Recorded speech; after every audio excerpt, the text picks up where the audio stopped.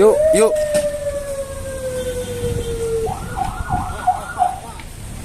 Yuk, yuk.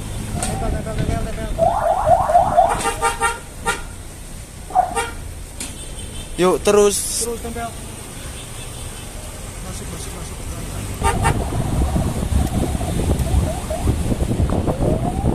Terus masuk.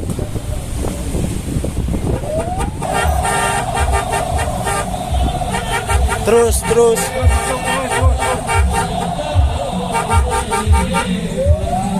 Terus.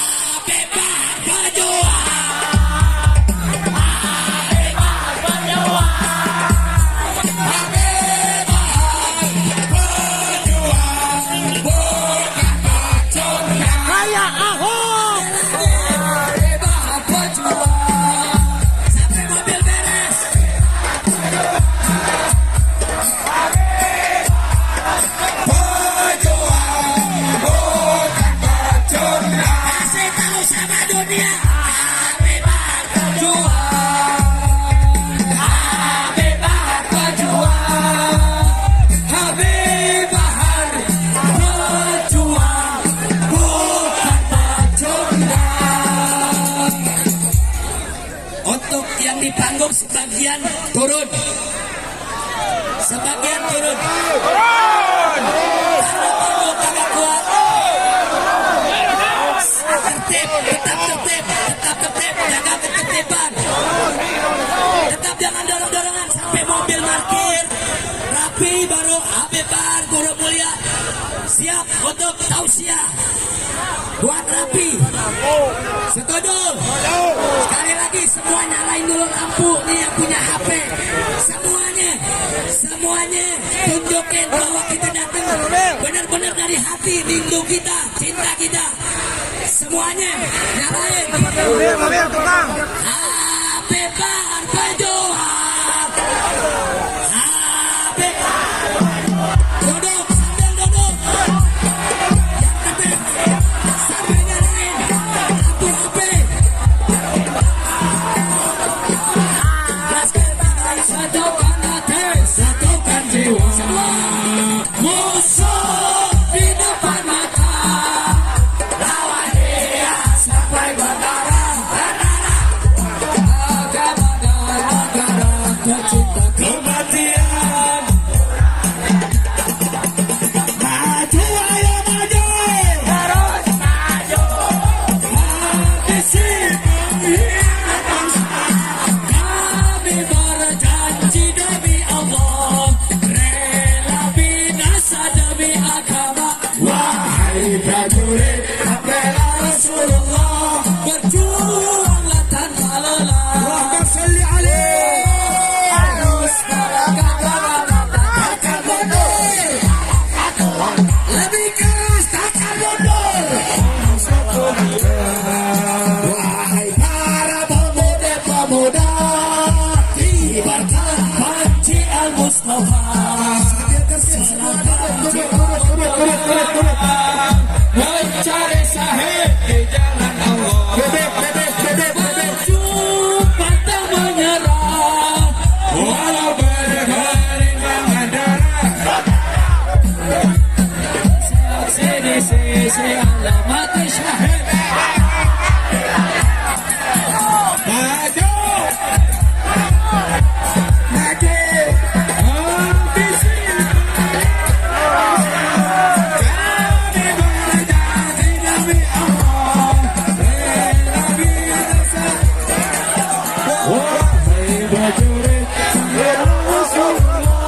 Berjuanglah tanpa lelah, walau harus merangkak dengan mata. Takkan mundur, takkan mundur. Wahai para pejuang agama, bangkitlah. Wahai para singa-singa Allah, bangunlah. Musuh sudah di depan mata, lawanlah kejayaan. Kejayaan. Semua maju ayo terus. Habisi pengkhianat bangsa. Kami berjanji dari Allah, rela binasa demi agama. Wahai prajurit, bela Rasulullah, berjuanglah tanpa lelah. Duduk semua tertib.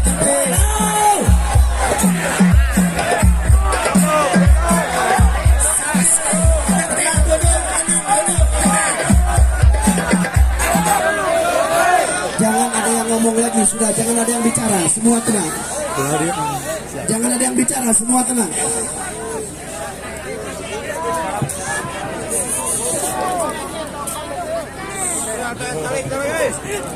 mobil daw.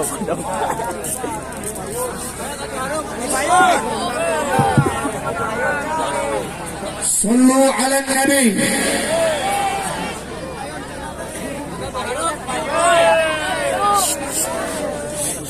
Atas.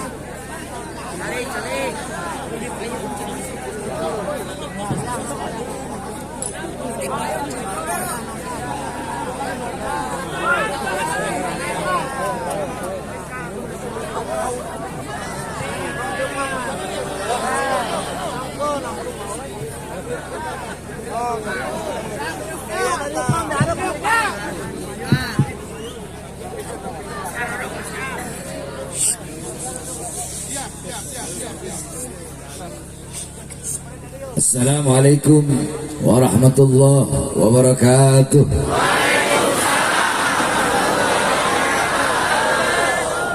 Bismillah.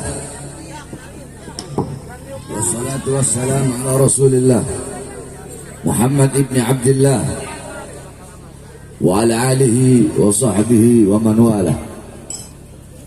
Wa ba'd. Yang saya cintai, yang saya muliakan, para alim ulama, para habaib, para kiai, para asatid, para tokoh masyarakat, para aparat pemerintah, wabil khusus yang saya cintai segenap tuan rumah dan segenap panitia daripada peringatan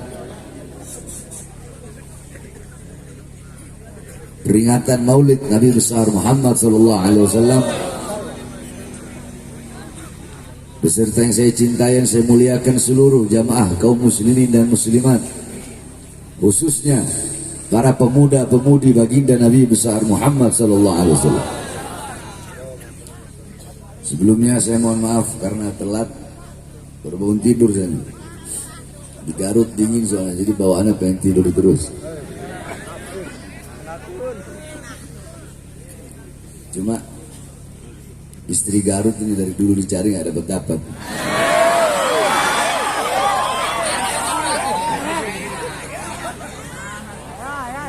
Yang dibawain domba Garut, dodol Garut.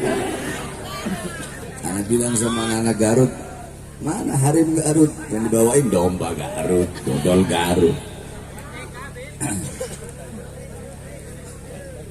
Hadirin sekalian yang dimuliakan oleh Allah Subhanahu wa taala. Alhamdulillah, segala puji dan syukur kehadirat Allah Subhanahu wa taala, yang dimana pada malam hari yang mulia ini Allah Subhanahu wa taala menempatkan kita di tempat yang mulia, yang penuh dengan kemuliaan, yang menjadi tempat turunnya suatu anugerah dan rahmat dari Allah Subhanahu wa taala.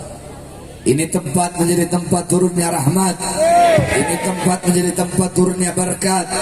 Ini tempat menjadi tempat turunnya maghfirat. Ini tempat menjadi tempat turunnya hidayat. Ini tempat menjadi tempat turunnya inayat. Ini tempat menjadi tempat turunnya kasih sayang. Ini tempat menjadi tempat turunnya pengampunan. Ini tempat menjadi tempat turunnya anugerah dari Allah. Kenapa? Karena kita duduk di ini majelis untuk memuliakan, mengagungkan daripada maulid, daripada hari kelahiran baginda Nabi besar Muhammad sallallahu alaihi wasallam. Kita duduk di sini bersolawat kepada Nabi, memuji Nabi Muhammad sallallahu alaihi wasallam. Qala Rasul, man shalla alayya salatan wahidatan sallallahu alaihi biha asyra. Barang siapa yang bersolawat kepada aku satu kali, maka Allah bersolawat kepada yang satu kali.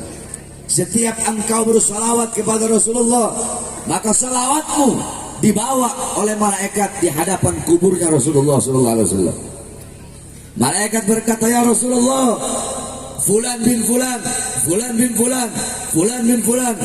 Ya Rasulullah, masyarakat Garut, fulan bin fulan, fulan bin fulan, disebutkan engkau punya nama satu persatu di hadapan kuburnya Rasulullah. Kemudian apa kata Rasulullah? Bawa salawat mereka menghadap Allah Subhanahu wa taala. Dibawa, engkau punya salawat menghadap Allah.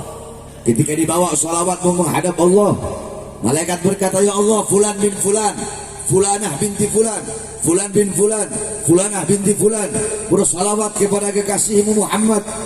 Apa kata Allah? Akan aku ciptakan, akan aku jadikan, akan aku ciptakan dari setiap satu huruf dari sholawat yang mereka baca. Dari setiap satu huruf, contoh yang dibaca, ya Rabbi sholli ala Muhammad, ya satu huruf, alif satu huruf, ra satu huruf, ba satu huruf, ya satu huruf, ya Rabbi 5 huruf. Dari setiap satu huruf, kata Allah, aku ciptakan 360 malaikat yang memiliki 360 kepala. Di setiap kepala memiliki 360 wajah. Di setiap wajah memiliki 360 mulut. Di setiap mulut memiliki 360 lidah, yang dimana setiap lidah memohon ampun atas dosa-dosa orang yang bersalawat tersebut. Ketika Rasulullah SAW Isra Mi'raj, beliau berjumpa dengan malaikat yang memiliki 1000 tangan. Di setiap tangan memiliki 1000 jari. Maka Rasulullah bertanya, wahai malaikat, Kenapa Allah ciptakan engkau punya 1000 tangan, setiap tangan punya 1000 jari? Rasulullah takjub kagum dengan kehebatan malaikat tersebut. Apa kata malaikat itu? Ya Rasulullah, Allah ciptakan aku, tugasku adalah menghitung setiap tetesan-tetesan hujan yang jatuh dari langit ke bumi. Kemudian Rasulullah bertanya, wahai malaikat, apakah engkau tahu berapa banyak jumlah, berapa banyak bilangan tetesan-tetesan hujan yang jatuh dari langit ke bumi semenjak Adam sampai sekarang? Sampai sekarang maksudnya sampai saat itu ketika Rasulullah SAW. Apa kata malaikat tersebut? Iya ya Rasulullah, aku tahu berapa banyak jumlah, berapa banyak bilangan tetesan-tetesan hujan yang jatuh dari zaman Nabi Adam hingga saat ini. Tetesan hujan yang jatuh di laut, yang jatuh di sungai, yang jatuh di gunung, yang jatuh dimanapun, aku tahu berapa jumlahnya, berapa bilangannya. Aku bisa menghitungnya dengan tepat, jumlah tetesan hujan dari zaman Nabi Adam hingga saat ini. Rasulullah takjub dan kagum dengan kehebatan malaikat tersebut. Tiba-tiba malaikat itu berkata, akan tetapi ya Rasulullah, aku punya kekurangan. Apa kekuranganmu? Kata Rasulullah. Dijawab oleh malaikat tersebut, kekuranganku, kelemahanku, yaitu ketika umatmu berkumpul di suatu tempat untuk bersalawat kepadamu, untuk memujimu, memuliakanmu, mengagungkanmu. Ketika mereka bersalawat, disitulah kekurangan dan kelemahanku. Kenapa? Karena aku tidak bisa menghitung berapa banyak rahmat dan pengampunan yang Allah berikan kepada umatmu yang bersalawat kepadamu. Coba kau bayangkan, tetesan-tetesan hujan yang jatuh dari langit ke bumi dari zaman Nabi Adam bisa dia hitung. Tapi engkau duduk, kalian duduk pada malam hari ini bersalawat kepada Nabi Muhammad, malaikat tersebut tidak bisa menghitung berapa banyak rahmat dan pengampunan yang Allah berikan kepada kita yang bersalawat, memuliakan dan memuji Nabi Muhammad. Saudara-saudara, kita duduk di sini memuliakan Nabi, mengagungkan Nabi, memuji Nabi, bersalawat kepada Nabi. Nabi tidak butuh dengan pujian kita. Nabi tidak butuh dengan salawat kita. Nabi Muhammad tidak butuh kita memuliakannya. Jangan engkau pikir engkau duduk di sini memuliakan Nabi, terus Nabi menjadi mulia. Tidak. Engkau duduk di sini, kita duduk di sini mengagungkan Nabi, terus Nabi menjadi agung, lebih menjadi agung. Kau duduk di sini memuji Nabi, terus Nabi Muhammad lebih menjadi terpuji. Kau duduk di sini bersalawat kepada Nabi, terus Nabi Muhammad butuh kepada kau punya salawat. Tidak. Ada satu syair yang dimana dikatakan, ma madahtu Muhammadan bi gazidati, walakin mudiha gazidati bi Muhammadin. Aku tidak memuji Nabi dengan syairku, aku tidak memuliakan Nabi dengan syairku, tapi syairku yang menjadi terpuji karena telah memuji Nabi Muhammad. Syairku yang menjadi mulia karena telah memuliakan Nabi Muhammad. Syairku yang menjadi agung karena telah mengagungkan Nabi Muhammad. Jadi kita duduk di sini menjadi mulia. Kenapa? Karena kita telah memuliakan Nabi Muhammad. Bukan kita memuliakan Nabi terus Nabi bertambah mulia, tidak. Kemuliaan Nabi tidak bertambah, tidak berkurang. Kemuliaan Nabi Muhammad SAW, beliau tidak bisa digambarkan, tidak bisa dilukiskan. Sekalipun lautan menjadi tinta, pohon-pohon menjadi pena, digunakan untuk melukis kemuliaan Nabi, lautan jadi tinta, pohon jadi pena, tidak akan sanggup melukis kemuliaan baginda Nabi besar Muhammad SAW. Jadi kita duduk di sini memuliakan Nabi, kita menjadi hamba yang mulia. Kita duduk di sini menjadi agung karena telah mengagungkan Nabi Muhammad. Kita duduk di sini menjadi terpuji karena telah memuji baginda Nabi besar Muhammad SAW. Saudara-saudara, kita duduk di ini majlis untuk bersyukur kepada Allah. Al-Imam Busiri rahimahullah radhiyallahu an dalam qasidah Muhammadiyahnya, beliau berkata, Muhammadun syukruhu fardhun alal umami. Muhammad bersyukur dengan adanya beliau, bersyukur dengan adanya beliau, lahirnya beliau, wajib bagi setiap umat untuk bersyukur dengan adanya baginda Nabi besar Muhammad. Saudara-saudara, khususnya para santri, jangankan bersyukur dengan adanya Nabi Muhammad, jangankan bersyukur dengan adanya Rasulullah, Engkau tahu apa sebab kita disunahkan berpuasa pada tanggal 10 Muharram?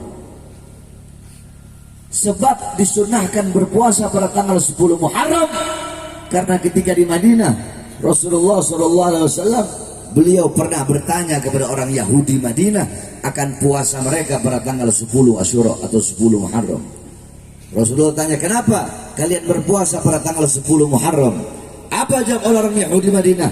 Kami berpuasa pada tanggal 10 Muharram untuk bersyukur kepada Allah atas selamatnya Musa dari kejaran Fir'aun. Apa kata Rasulullah? Nahnu ahaggu bi Musa minkum. Kami lebih berhak atas Musa dari kalian. Kami yang harusnya lebih berhak bersyukur atas selamatnya Musa daripada kalian. Nabi pun memerintahkan para sahabat untuk berpuasa pada tanggal 10 Muharram.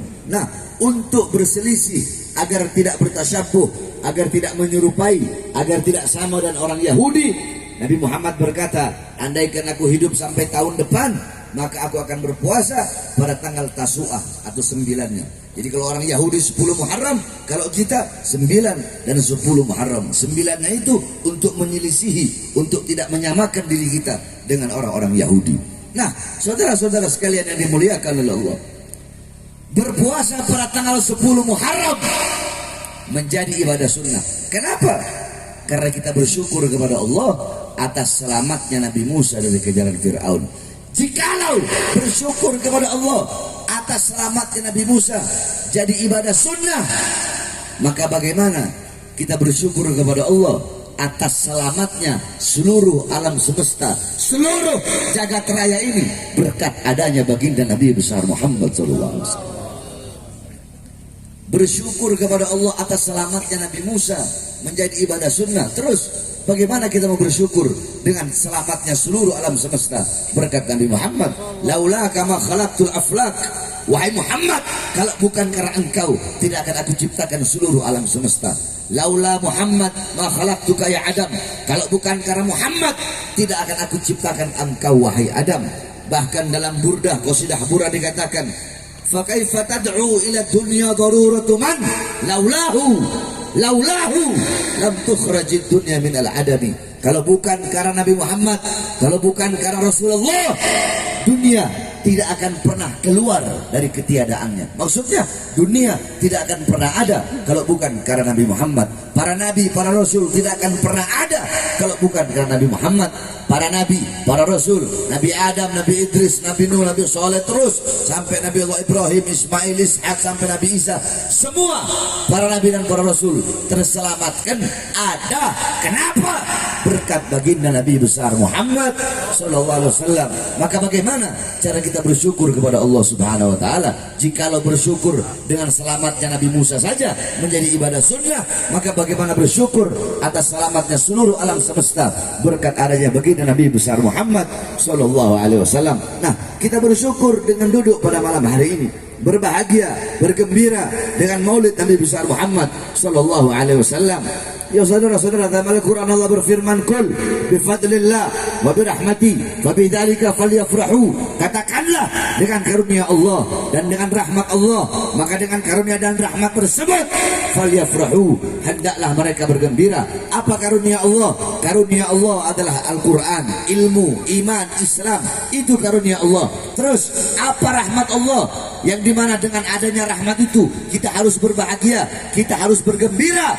Dalam kitab Tafsir bil Ma'thur Ma'alimut Tanzil, Al-Imam Baghawi mengatakan maksud rahmat Allah dalam ayat tersebut sebagaimana dalam ayat yang lain, wa ma arsalnaka illa rahmatan lil alamin. Tidak aku utus engkau wahai Muhammad kecuali engkau adalah rahmat bagi seluruh alam semesta. Maka dengan adanya Al-Quran, ilmu, Islam, iman sebagai karunia Allah, dan dengan adanya Nabi Muhammad sebagai rahmat Allah yang paling besar, falyafrahu, hendaklah bergembira, hendaklah kita semua bergembira, hendaklah kita berbahagia, hendaklah kita bersyukur dengan adanya baginda Nabi besar Muhammad SAW. Oleh karenanya jikalau ada yang bertanya, siapa yang menyuruh kamu bikin maulid? Siapa yang suruh kamu perintahkan maulid? Jawab saja, Allah yang memerintahkan saya untuk membuat maulid. Allah yang memerintahkan saya untuk membuat maulid. Sebab Sebab apa? Intisari maulid adalah bergembira dengan lahirnya Nabi Muhammad SAW. Sedangkan perintah untuk bergembira dengan adanya Nabi itu ada dalam Al-Quran, yaitu ayat firman Allah, Qul bifadlillah wa birahmati fabidzalika falyafrahu. Saudara-saudara, jikalau intisari daripada maulid adalah memuliakan dan mengagungkan hari daripada kelahiran Nabi Muhammad, maka yang pertama kali mengagungkan, yang pertama kali memuliakan, yang pertama kali bermaulid, yang pertama kali mengagungkan, memuliakan kelahiran Nabi bukan para ustadz, bukan para kiai, bukan para habaib, bukan para ulama, bukan para imam, bukan immatul arba, bukan Imam Hanafi, Maliki, Syafi'i, Hambali, bukan para asfiya, bukan para tabi'in, bukan para tabi'in, bukan para sahabat, bukan juga para malaikat, bukan juga Nabi Muhammad, bukan para nabi, bukan para rasul, tetapi yang pertama kali, zat yang pertama kali memuliakan, mengagungkan hari kelahiran Nabi Muhammad adalah Allah Subhanahu wa taala. Allah yang pertama kali memuliakan dan mengagungkan hari kelahiran Nabi Muhammad. Bagaimana cara Allah memuliakan dan mengagungkan kelahiran Nabi? Allah punya cara sendiri untuk memuliakan dan mengagungkan kelahiran Nabi Muhammad.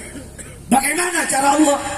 Saudara-saudara, dikatakan dalam sirah Nabawiyah, Wulida sallallahu alaihi wasallam yaumul Itsnin 12 min Syahr Rabiul Awwal amal fil. Nabi Muhammad lahir pada hari Senin tanggal 12 bulan Rabiul Awal tahun gajah. Wa summiya ama wiladatihi amul fil, dinamakan tahun kelahiran beliau itu dengan tahun gajah. Kenapa? Li'anna Malik al-Habasyah jaa ila al-Ka'bah, jaa ila Makkah lihadbil Ka'bah wa kana fi filun azim. Karena pada saat itu pasukan raja-raja Habasyah datang ke Makkah membawa pasukan gajah yang banyak, membawa pasukan gajah yang besar, datang ke Makkah untuk menghancurkan Ka'bah. Maka yang tahun lahirnya beliau dinamakan tahun gajah, karena kejadian terbesar pada saat itu adalah raja Habasyah datang ingin menghancurkan Ka'bah. Fa'ahlakallahul jaysh, Allah hancurkan tentara gajah tersebut dengan apa? Dengan burung ababil, yang dimana satu ekor burung bawa batu dari neraka sijil.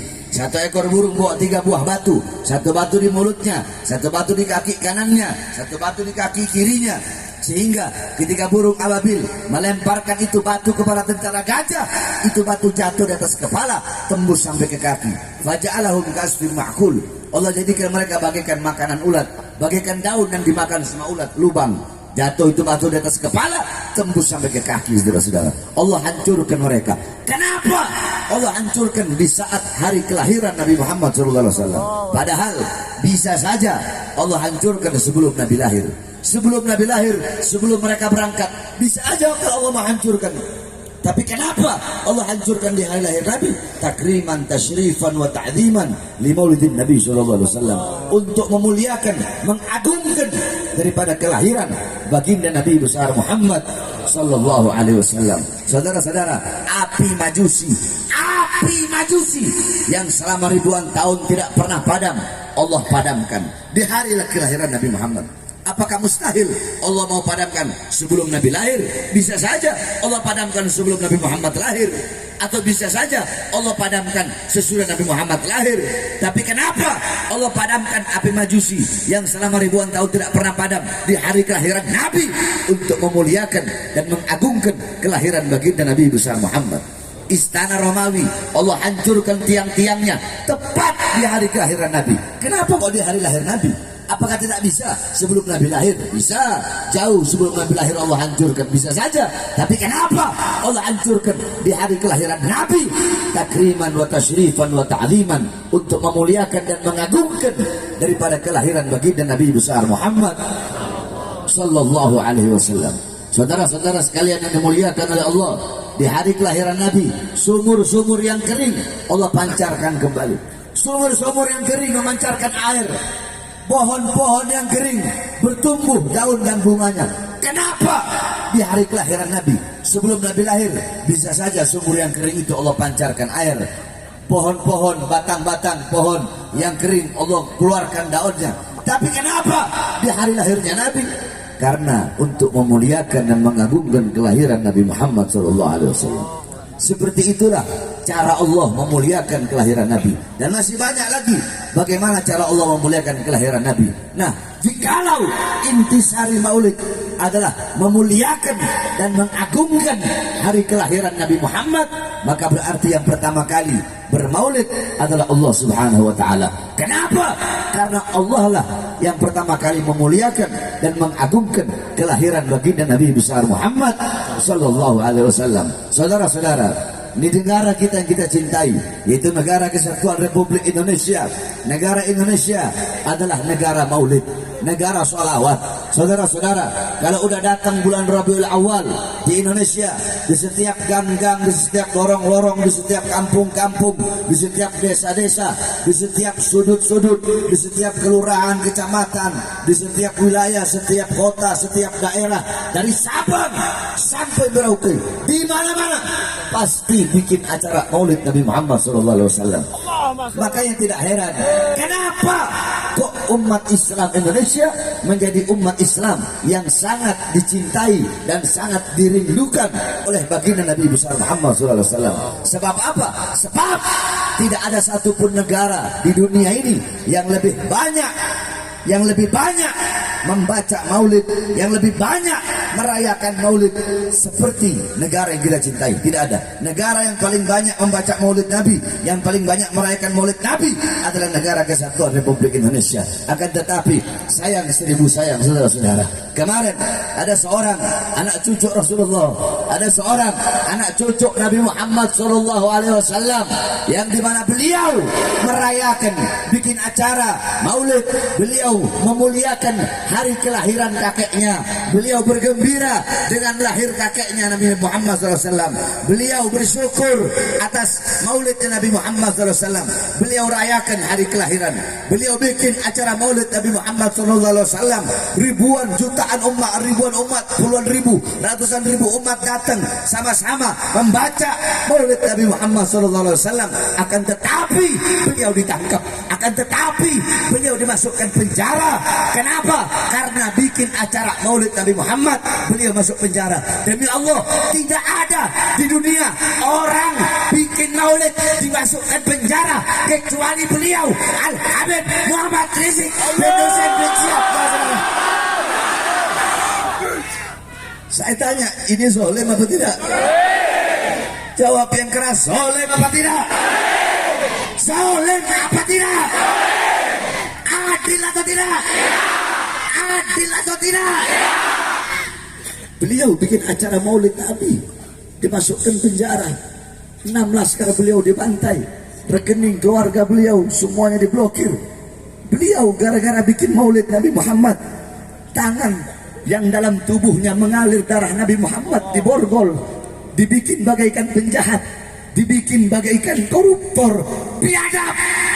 Padahal beliau anak cucu Nabi Muhammad yang merayakan maulid Nabi Muhammad dengan alasan PSBB.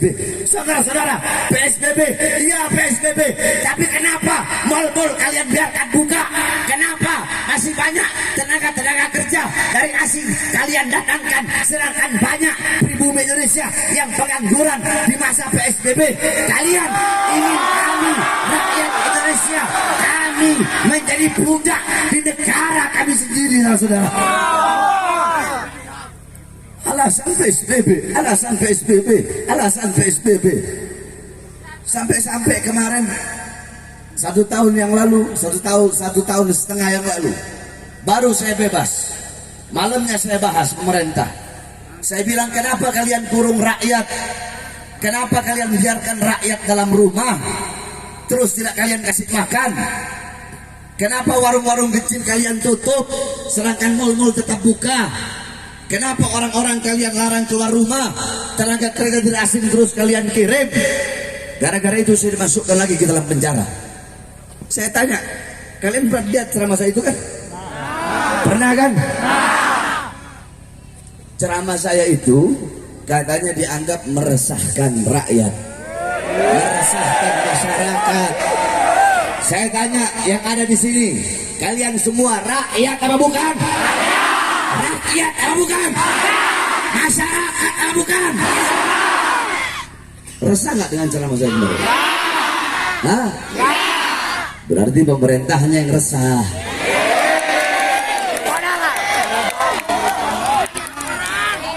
Kan udah saya bilang, mulut saya ini kayak alkohol. Mulut saya kayak alkohol. Kalau kena kulit yang ada luka, perih, pedih, sakit. Saudara-saudara, untuk apa saya ngambil resiko? Untuk apa? Saya tahu resikonya pasti di penjara. Kemarin ketika keluar, bisa aja saya nggak usah ceramah. Enak kok udah keluar, udah bebas. Siapa saya mau di penjara? Saya udah tahu kalau saya ceramah pasti ini saya bakal dimasukkan lagi. Bukan enggak, tapi saya ambil risiko itu. Kenapa? Demi bangsa, demi membela rakyat, demi membela masyarakat. Gak apa-apa saya di penjara lagi, saudara-saudara.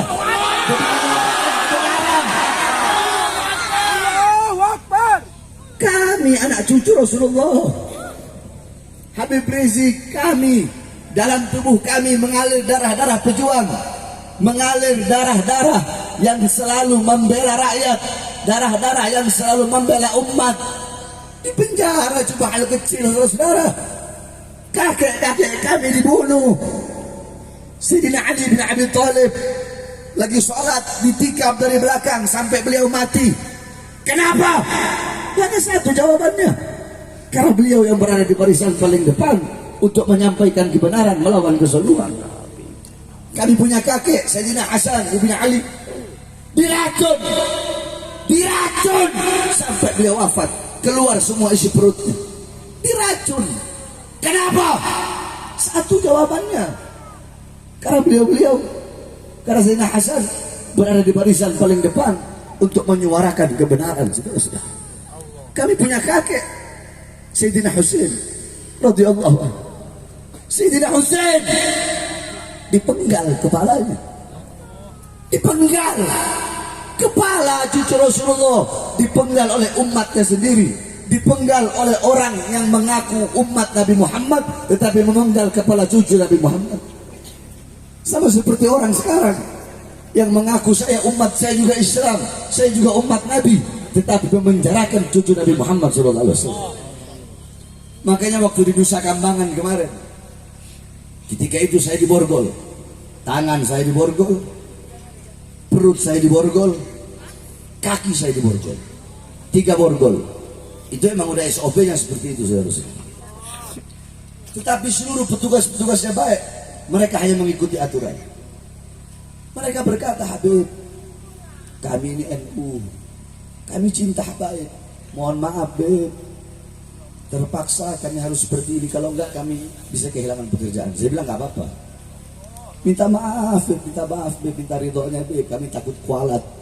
Nggak apa-apa, udah borgol. Borgol tangan, borgol perut, borgol kaki. Ketika sambil berjalan, saya tanya kepada mereka, kalian Islam semua? Iya, Beb, kami semuanya Islam. Siapa Nabi kalian? Nabi Muhammad, Beb. Setiap kalian sholat, kalian bersolawat? Iya, Beb, bersolawat. Apa solawat yang kalian baca? Allahumma sholli ala sayyidina Muhammad wa ala ali sayyidina Muhammad.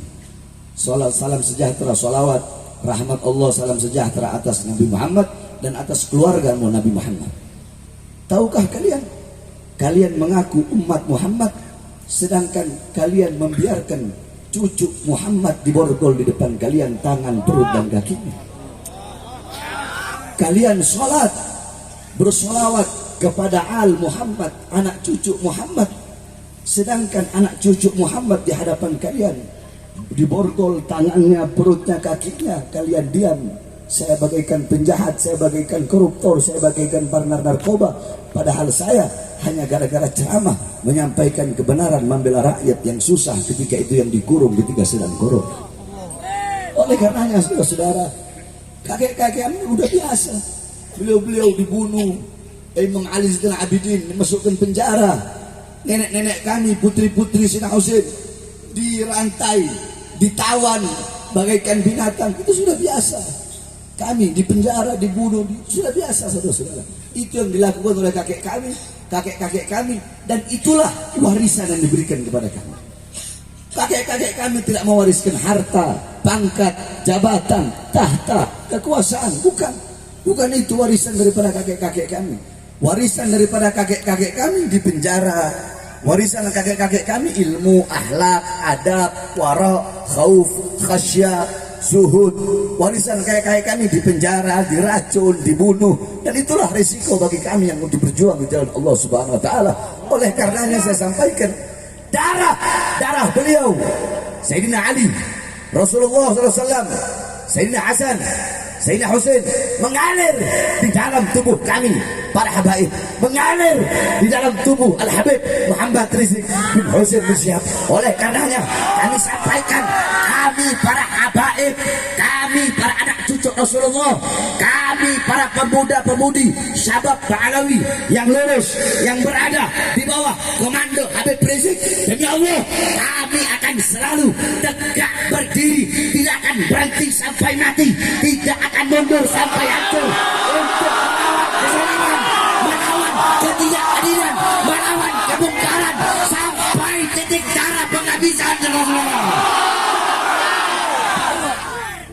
Kami tidak lawan pemerintahnya. Akidah kami aswaja, betul? Akidah kita apa?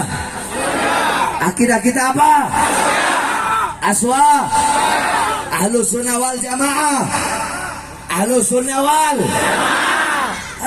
jamaah. Akidah Asy'ari matu. Akidah Asy'ari matu. Mazhab Syafi'i. Mazhab Syafi'i. Nah, dalam akidah Ahlus sunnah wal jamaah, hukumnya haram melawan pemerintah yang sah. Haram menjatuhkan pemerintah yang sah. Kami tidak melawan pemerintah, tidak. Yang kami lawan kezalimannya, betul? Ketidakadilannya, betul? Ketidakadilan yang kami lawan. Ini negara hukum kita nggak adil, betul? Penista-penista agama dibiarkan. Penista agama dibiarkan, padahal udah berkali-kali dilaporkan. Tetapi kalau para ulama-ulama pengkritik penguasa yang dilaporkan, langsung dipanggil polisi, langsung dijadikan saksi, dari saksi jadi tersangka, dari tersangka langsung dimasukkan, saudara-saudara. Kenapa yang terlapor penista-penista agama ini kok nggak diproses? Karena mereka berada di pihak kekuasaan. Kenapa kok kami dimasukkan penjara? Jawabannya satu, karena kami tidak bisa disuap, kami tidak bisa disogok, kami tidak bisa dibeli, saudara-saudara.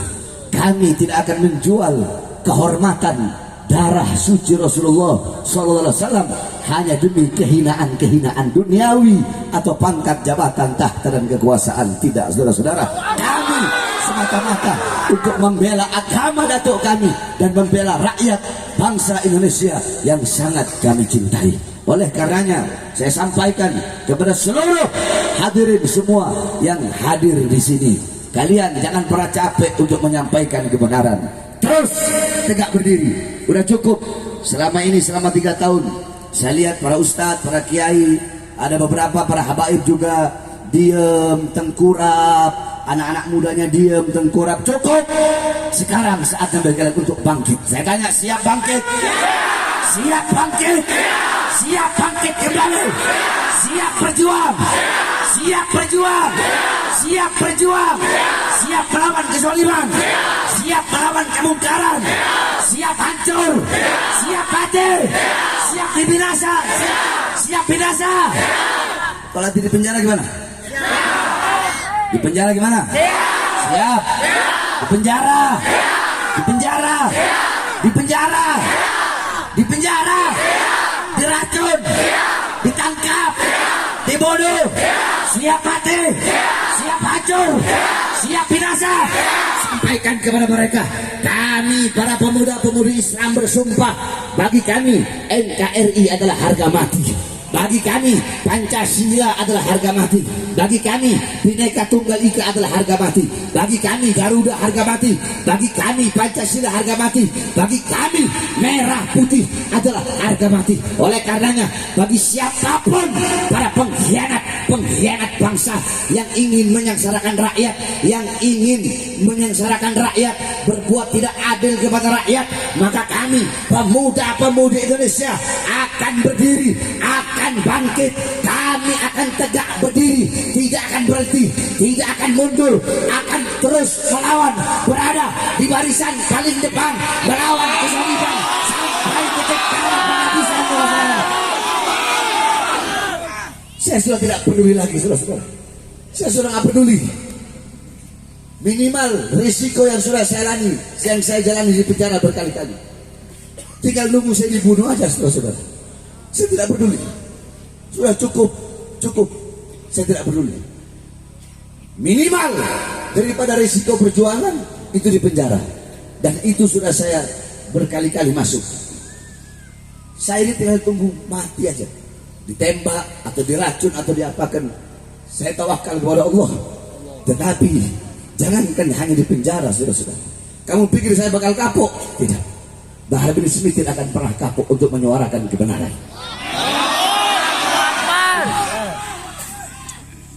Demi kalian, umat kakek kami Nabi Muhammad SAW,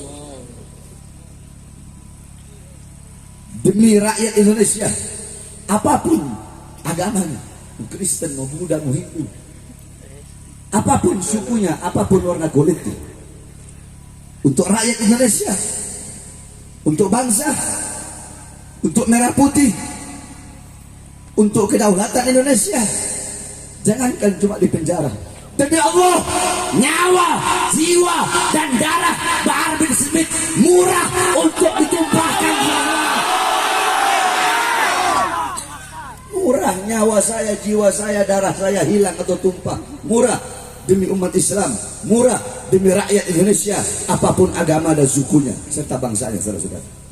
Oleh karenanya saya wasiatkan kepada seluruh hadirin yang ada di sini, cukup sudah selama ini kalian tertidur, sampaikan kebenaran. Betul?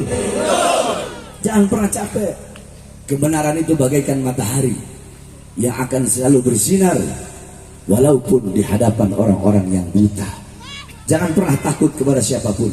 Tanamkan dalam hatimu rasa takut kepada Allah, maka akan Allah tanamkan dalam hati-hati makhluk rasa takut kepadamu, saudara-saudara. Oleh karenanya kita doakan, mudah-mudahan pemerintah kita menjadi pemerintah yang baik, menjadi pemerintah yang adil, menjadi pemerintah yang bisa mensejahterakan rakyat, pemerintah yang memakmurkan rakyat, pemerintah yang berdiri sendiri, pemerintah yang tidak tunduk dan tidak patuh kepada para cukong-cukong dan kepada para asing-asing, pemerintah yang berwibawa, berdiri sendiri dan bisa mengelola kekayaan alamnya sendiri sehingga lebih mensejahterakan dan memakmurkan rakyat. Amin, amin ya rabbal alamin. Terakhir kita doakan saudara-saudara kita yang berada di Semeru yang sedang dilanda bencana, yaitu gunung yang meletus.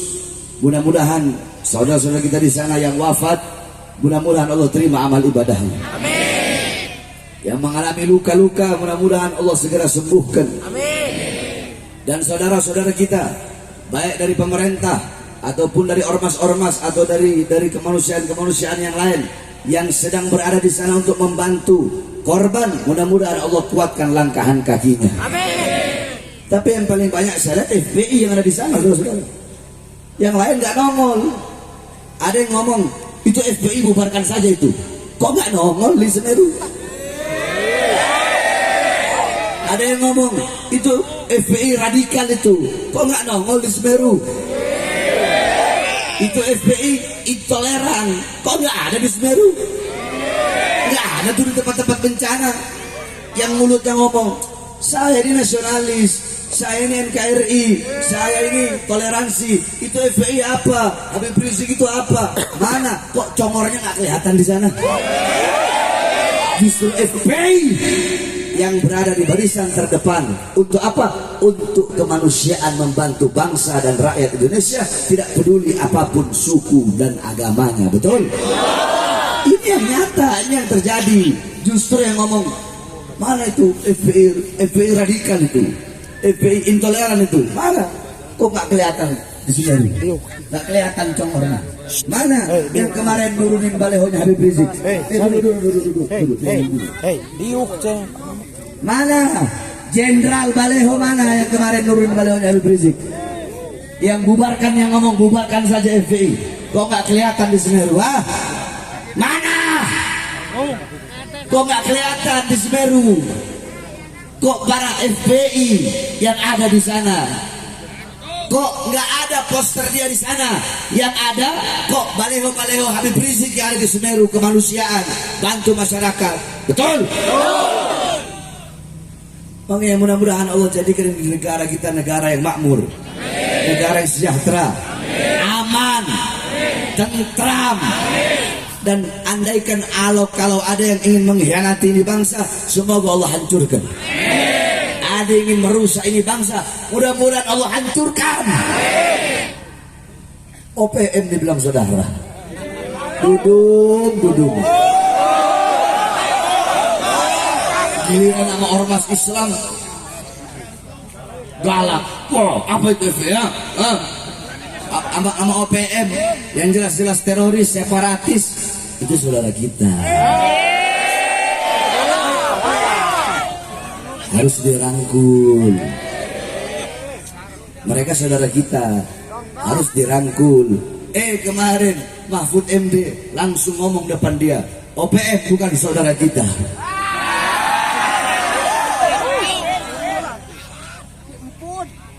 Betul. OPM itu teroris. Berapa banyak tentara yang mereka bunuh? Berapa banyak prajurit baik dari TNI ataupun dari Polri yang gugur, dibantai, dibunuh oleh OPM? Kok malah dianggap saudara dan mau dirangkul? OPM harus dibasmi, diberantas. Siapapun yang diperangi, bukan malah dibiarkan, saudara. Ormas Islam galak, beraninya sama baleho. Kalian beli tank pakai duit rakyat bukan? Betul? Pakai duit siapa? Pakai uang siapa? Pakai uang siapa? Seragam mereka dari siapa? Semuanya, tentara, polisi, pejabat, seragam mereka, gaji mereka dari siapa? Dari siapa? Dari keringat rakyat. Kalian beli tank, beli senjata, beli water cannon, itu untuk apa? Untuk menjaga keutuhan, kedaulatan negara kesatuan Republik. Buat perang lawan asing di Natuna sana, lawan Cina. Lawan kalau ada negara-negara yang mau mengambil pulau-pulau kita yang berbatasan dengan Indonesia, kapal perangnya, pesawatnya, tanknya pakai buat perang, bukan pakai buat turunin baliho.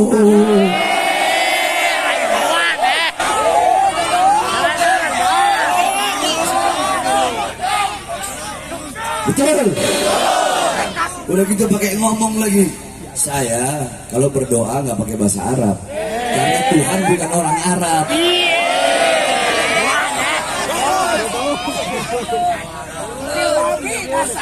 Nggak apa-apa. Kamu kalau nggak suka sama Arab nggak ada masalah, nggak apa-apa. Tapi jangan bawa-bawa Tuhan, betul? Jangan bawa-bawa Allah, betul? Kalau bodoh dalam urusan agama, diam aja. Kalau goblok dalam urusan agama, diem aja. Kalau tolol dalam urusan agama, diem. Gak usah ngomong-ngomong agama kalau nggak tahu masalah agama. Rojulun arba. Nah, para santri mungkin tahu ini kaidah ini, makalah ini. Laki-laki itu ada ikuti semuanya. Rojulun arba. Ayo kita ngaji. Rojulun arba. Laki-laki itu ada 4. Rajulun yadri wa yadri annahu yadri. Yang pertama, laki-laki yang tahu dan dia tahu kalau dirinya tahu. Rajulun yadri wala yadri annahu yadri. Laki-laki yang tahu dan tidak tahu kalau dirinya tahu. Rajulun la yadri wa yadri annahu la yadri. Laki-laki yang tidak tahu dan tahu kalau dirinya tidak tahu. Rajulun la yadri wa la yadri annahu la yadri. Laki-laki yang tidak tahu dan tidak tahu kalau dirinya tidak tahu. Laki-laki yang goblok dan tidak sadar kalau dirinya goblok. Bodoh dan tidak sadar kalau dirinya bodoh. Perhatikan, jadi laki-laki itu ada 4 golongan. Pertama, rajulun yadri wa yadri annahu yadri. Orang yang tahu, maksudnya apa? Orang yang berilmu dan dia tahu kalau dirinya berilmu. Fadzaka alimun. Nah, ini orang alim. Fattabi'uhu, maka ikuti. Kedua, rajulun yadri wa la yadri annahu yadri. Laki-laki yang tahu tapi dia nggak tahu kalau dirinya tahu. Jadi dia ini pinter tapi dia nggak sadar kalau dirinya itu pinter. Fadzaka ghafil, ini orang tertidur lalai. Maka harus dibangunkan, diingatkan, kamu pinter, ayo amalkan, kau punya ilmu. Yang ketiga, rajulun la yadri wa yadri annahu la yadri. Laki-laki yang tidak tahu, dia ini bodoh, tapi dia sadar kalau dirinya bodoh. Fadzaka mustarsyidun, ini orang yang butuh petunjuk. Beri dia petunjuk. Sebab kenapa? Dia bodoh, tapi masih nyadar diri kalau dirinya bodoh. Nah, yang keempat ini susah. Sebab kenapa? La yadri wa la yadri annahu la yadri. Dia ini nggak tahu, bodoh, tolol, goblok, tapi nggak sadar kalau dirinya goblok, nggak sadar kalau dirinya tolol. Nah, sekarang orang kalau bodoh terus nggak tahu kalau dirinya bodoh, apakah dia akan menghilangkan kebodohan dalam dirinya? Apakah dia akan mengaji? Ya enggak. Ya orang yang merasa pintar padahal aslinya bodoh dalam urusan agama. Makanya kalau nggak tahu urusan agama mending awas, hati-hati. Dalam kitab Salamut Taufik yang biasa dipelajari oleh para mubtadiin dijelaskan riddah itu ada berapa? Riddah itu ada yang pertama i'tiqadiyah, riddah i'tiqadiyah. Yang kedua riddah gauli, riddah fi'liyah. Yang ketiga riddah gauliyah. Murtad keyakinan, murtad perbuatan, murtad perkataan. Kita nggak usah bahas yang lain, murtad yang lain. Murtad perkataan, contoh sembarangan nuduh orang kafir. Ini muslim dituduh, kamu kafir, atau kamu kafir. Nah, ini orang yang berkata seperti itu bisa terjerumus ke dalam murtad qauliyah, murtad perkataan. Kemudian istihza, penghinaan atau melecehkan simbol Islam seperti melecehkan Al-Quran atau Ka'bah atau Asmaul Husna atau Nabi Muhammad SAW, atau bilang mensifatkan wajah Nabi, kesempurnaan Nabi dengan sesuatu yang tidak sempurna. Contoh, dia bilang, oh Nabi Muhammad itu hidungnya pesek, oh Nabi Muhammad itu matanya belok, atau seperti apalah, mensifatkan. Nah, seperti itu bisa jatuh kepada riddah. Atau mensifatkan Allah Subhanahu Wa Taala dengan sifat-sifat makhluk, yakni tasbih atau tamtsil, menyamakan atau menyerupakan Allah dengan makhluk. Saya tanya, Dudung bilang Tuhan bukan orang Arab. Tuhan bukan orang Arab. Kalau Dudung ngomong Tuhan itu bukan orang, itu nggak masalah, karena dia benar kalau dia bilang Tuhan itu bukan orang, karena emang Tuhan bukan orang. Tuhan bukan orang, yakni bukan makhluk, bukan manusia.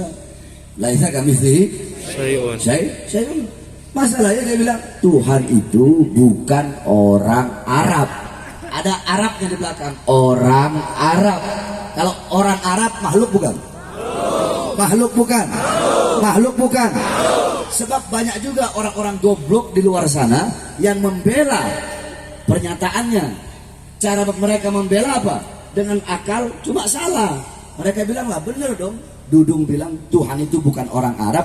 Berarti kalau Tuhan itu bukan orang Arab, ya Tuhan itu bukan manusia. Emang benar. Tapi ingat, awas. Dia ngomong masalah doa. Dia berdoa, dia bilang saya kalau berdoa pakai bahasa Indonesia. Berarti berdoa kepada siapa? Kepada Tuhan. Saya berdoa kepada Allah pakai bahasa Indonesia, tidak pakai bahasa Arab.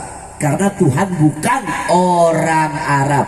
Kalau Tuhan bukan Arab atau Tuhan bukan orang, tidak ada masalah. Ini Tuhan bukan orang Arab. Di situ orang Arab, yakni jasad, yakni makhluk, yakni mujassimah, yakni ra'a bi'alatil ain, sami'a bi'alatil udhun, takallama bi'alatil lisan, dhaqa bi'alatil qalb. Namanya orang itu kan melihat dengan alat mendengar dengan alat teli, menyentuh dengan alat berjalan, masya bi'alatil yad, berjalan dengan alat kaki, merasa dengan alat hati. Itu namanya orang. Nah, kalau dia berbicara seperti itu, berarti dia telah mensifatkan Allah dengan makhluk. Tetapi wallahu a'lam. Makanya kalau ngomong hati-hati, jangan sampai itu bisa jadi engkau. Bisa jadi. Saya tidak bilang kau terjerumus, tidak. Ke dalam apa namanya? Ke dalam riddah atau murtad. Saya tidak bilang itu. Bisa jadi, awas, hati-hati, engkau terpeleset ke dalam riddah, ke dalam kemurtadan. Kalau memang kau tidak suka dengan Arab, cukup doa aja. Apa cukup ngomong begini aja. Saya kalau doa itu tidak pakai bahasa Indonesia. Tidak pakai bahasa apa? Saya kalau doa tidak pakai bahasa Arab. Saya pakai bahasa Indonesia. Atau saya pakai bahasa Cina. Atau saya pakai bahasa Inggris. Atau saya doa pakai bahasa Rusia. Saya nggak pakai bahasa Arab. Karena saya nggak suka Arab. Bilang aja begitu nggak apa-apa. Atau karena Allah itu maha mendengar, Allah itu maha tahu. Nggak perlu bilang Allah itu bukan orang Arab. Bisa jadi jatuh kepada istihza atau jatuh kepada riddah. Jadi kalau ngomong dijaga. Kan ada Habib yang dekat sama dia itu, Habib Husin, waliullah namanya. Husin Ba'agil, Zin, nasihatin itu Zin, dudung Zin. Itu kan dekat Zin sama dia Zin, nasihatin biar benar. yakni berikan dia itu nasihat wal irsyad wal huda. Ente bimbing dia biar benar. Jangan ente dekat sama dia, ente biarkan begitu aja. Jangan bimbing dia, kasih tahu dia. Kalau dia mau belajar agama, belajar yang benar sama ente. Betul? Iya, jadi jangan sembarangan kalau ngomong. Kalau nggak tahu masalah agama, kalau goblok, bodoh, tolol, mending diam. Urus KKB sana, urus OPM sana. Gak usah ngurusin kita orang, betul? Gak usah ngurusin dikit-dikit ngomongin, kayak sok tahu aja. Belajar di mana? Mondok di mana? Mondok sama Husin Bagil. Betul?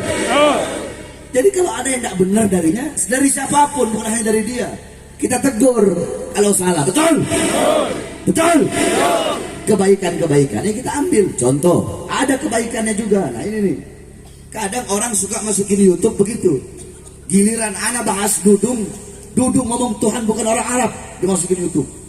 Dudung begini. Dudung cuma apa sama OPM gak berani, sama OPM dibilang saudara, dimasukin YouTube. Giliran anak bilang ada baiknya dari Dudung. Apa baiknya? Dudung ingin merekrut santri menjadi TNI. Itu gak ada masukin YouTube. Awas ini orang-orang yang punya channel YouTube, anak sumpahin itu orang, kualat itu orang, suka motong-motong ceramah. Si Dudung dia pernah ngomong, santri mau dia ambil jadi TNI. Bagus gak? Bagus gak? Dukung gak? Dukung gak? Kalau ada yang baiknya kita bilang baik. Kita ini orang ngerti, kita tawassut, kita gak sejalan bukan berarti menghilangkan kebaikan yang dia lakukan atau kebaikan yang dia ucapkan. Enggak, kita gak bakal hilangkan itu. Betul? Dia pernah bilang waktu awal jadi kasat itu, kan sekarang udah bintang 4 gara-gara Nurin Baleho, loncat bintangnya. Dia bilang apa kalau nggak salah, kita ini harus merangkul masyarakat, harus persuasif ya, jadi lembut kepada masyarakat, kepada rakyat. Bagus nggak itu? Bagus nggak? Dukung nggak? Dukung nggak? Jadi kalau ada yang bagusnya, yang benernya, yang baiknya kita ambil. Kalau ada yang nggak benernya kita kritik, betul? Kita tegur, betul? Ini negara demokrasi, bos. Woi, negara demokrasi, bos. Kalau nggak mau dikritik, jangan jadi pejabat, betul? Kalau nggak mau dikritik, jangan jadi pemerintah. Jadi rakyat biasa seperti kita, betul? Karena kami rakyat Indonesia adalah ibu daripada presiden, ibu daripada TNI, ibu daripada polisi. Makanya anak-anak jangan durhaka dengan kami, ibu kalian, yaitu rakyat Indonesia, betul? Mudah-mudahan Allah kasih hidayah. Amin, amin ya rabbal alamin. Nah, Beb, kok bisa sih Beb ada musibah? Kok bisa sih Beb ada bencana di Semeru? Yang terakhir, kok bisa ada musibah? Kok bisa ada bencana? Saudara-saudara, Rasulullah satu waktu di atas gunung ketika gempa bumi, beliau pegang begini itu tanah. Beliau pegang begini, belum saatnya. Tiba-tiba berhenti itu zilzal, gempa bumi. Kemudian beliau bilang, maksiat apa yang telah kalian lakukan kepada para sahabat?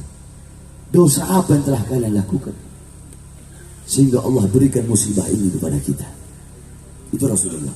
Sayyidina Umar bin Khattab radhiyallahu anhu, beliau ketika di masanya ada gempa bumi, beliau berkata, terlalu cepat kita bermaksiat kepada Allah, terlalu cepat kita berbuat dosa kepada Allah Subhanahu wa taala. Demi Allah, andaikan besok ada gempa bumi lagi, saya tidak mau tinggal dengan kalian. Masuk dengan umat Islam Madinah ketika itu. Itu di zaman Sayyidina Umar bin Khattab. Di zaman Sayyidina Umar bin Abdul Aziz ada gempa bumi. Ketika gempa bumi, beliau menyurati para gubernur-gubernur. Semua gubernur beliau kasih surat dan beliau katakan, wahai para gubernur-gubernur, bertaubatlah kalian kepada Allah dan sedekahkan harta kalian di jalan Allah, karena mungkin kalian terlalu banyak berbuat dosa sehingga menjadi sebab turunnya musibah dan bencana. Itu di zaman Sayyidina Umar bin Abdul Aziz. Kemudian Sayyidina Anas bin Malik pernah bertanya kepada Sayyidatuna Aisyah, pendapat Sayyidatuna Aisyah tentang gempa bumi, tentang musibah, tentang bencana. Apa jawab Sayyidatuna Aisyah? Idza istahalluz zina wa istibahal khumur. Idza istahallaz zina, apabila zina sudah dianggap halal. Jadi orang zina udah kayak hal biasa. Zina udah kayak hal lumrah, pelacuran di mana-mana, orang berzina di depan umum udah nggak malu lagi, berzina di mana-mana. Jadi zina udah yakni tahlil ma yuharrimullah. Udah perkara yang haram ini udah dianggap halal. Yakni udah dianggap halal. Istahalla itu kan menganggap sesuatu. Menganggap istahalla dari kata halal. Berarti istahalla yastahillu. Istihlalan yakni menganggap halal. Menganggap halal pada sesuatu yang haram. Zina ini dosa besar, tapi udah dianggap hal yang halal, hal yang wajar. Udah zina. Kalau ini yang udah terjadi di mana-mana, satu zina di mana-mana, zina merajalela, pelacuran merajalela di mana-mana. Perbuatan zina udah dianggap halal. Wa istibahal khumur, khomer, alkohol, mabuk-mabukan di mana-mana.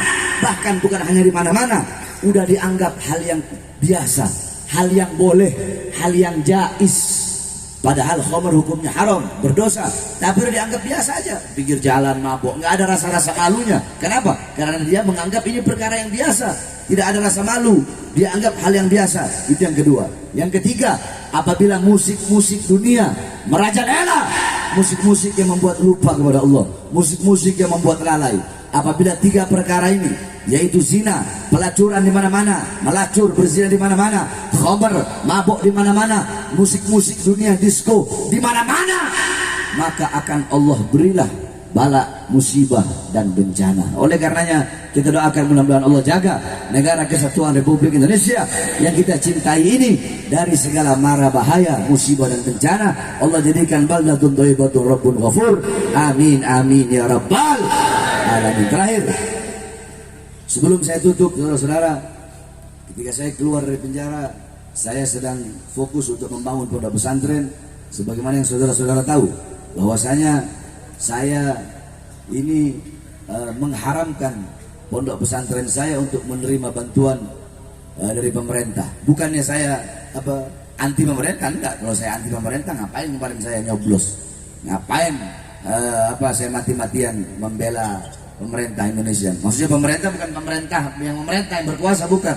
Maksudnya pemerintahan Indonesia, maksudnya rakyat bangsa Indonesia. Tetapi ikhtiar, hati-hati, kehati-hatian.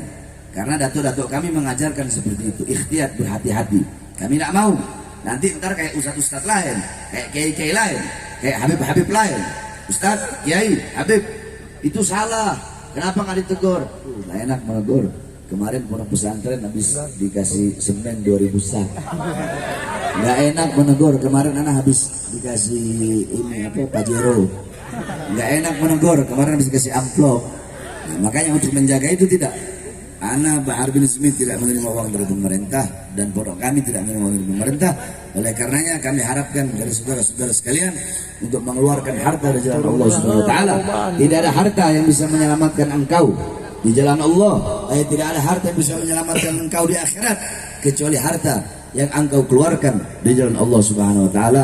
Sambil kita berqasidah sama-sama keluarkan hartanya di jalan Allah Subhanahu wa taala. Supaya prajurit pembela Rasulullah duduk untuk agama, bangkitlah untuk negara, semuanya satukan hati. Musuh yang keras.